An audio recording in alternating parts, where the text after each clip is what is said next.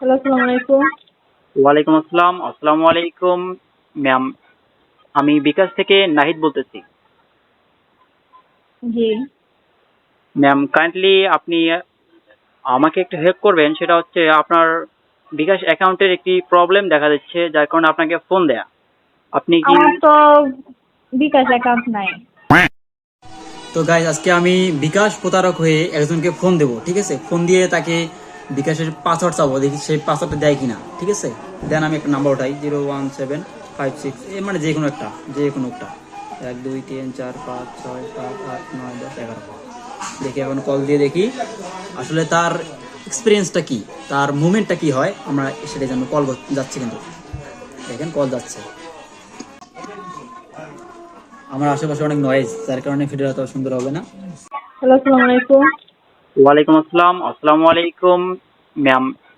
আমি বিকাশ থেকে নাহিদ বলতেছি। জি।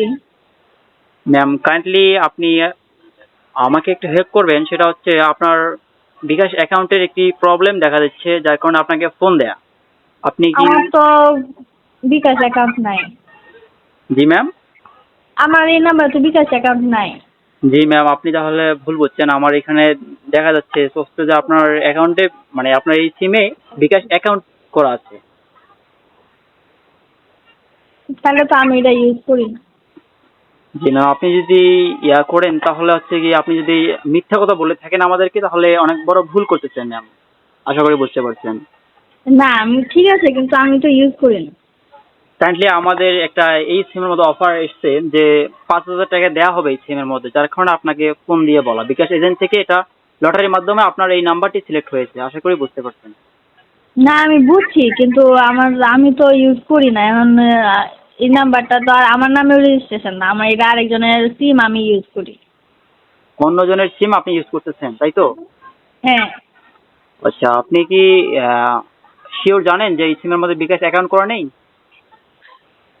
হয়তো নাই, কারণ আমি তো আসলে এই সিমটা তো আমার না, আমার ফোনটা নতুনই নিচ্ছি, মানে এই সিমটা আর যার ছিল উনি আমার দিচ্ছে, আমি ইউজ করতেছি এটাই। আচ্ছা আচ্ছা ম্যাম, তাহলে বুঝতে পারছি।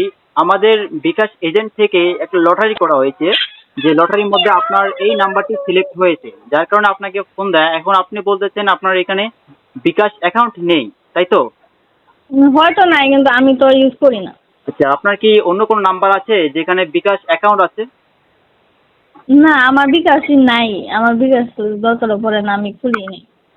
ও আচ্ছা আচ্ছা, তাহলে আপনি বিকাশ অ্যাকাউন্টই করেননি? না। ম্যাম কাইন্ডলি আপনি হয়তো ভুল তথ্য দিচ্ছেন আমাদেরকে, যার কারণে আপনার একটা লস প্রজেক্ট হয়ে যাচ্ছে। আশা করি বুঝতে পারছেন ম্যাম। আমি বুঝছি। জি ম্যাম, কাইন্ডলি আপনি হেল্প করবেন যে আপনার বাসাটা ঠিক কোন জেলায়? আমার বাসাটা হচ্ছে কিশোরগঞ্জ। কিশোরগঞ্জ। কিশোরগঞ্জ হ্যাঁ। আপনাদের কি জেলা? হ্যাঁ, কিশোরগঞ্জ জেলা। জি ম্যাম, আপনি যদি চান তাহলে আপনি টাকাটা আপনার আমাদের বিকাশ অফিসে এসেও নিতে পারবেন। আপনি কি নিতে আগ্রহী? আপনাদের বিকাশ অফিসটা কোথায়? বিকাশ ঢাকা উত্তরা। ও আচ্ছা। না, সমস্যা নেই, ওখানে আমার একটা কাজিন আছে, আমি বলে দেখবো না। ওর তো বিকাশ আছে, আচ্ছা ওরে বলে দিব। আচ্ছা, আপনার কাজিন কি এখন আপনার সঙ্গে আছে নাকি দূরে কোথাও আছে? না, ও ঢাকায় থাকে, আমার ওর সাথে তো কথা বলা লাগবে।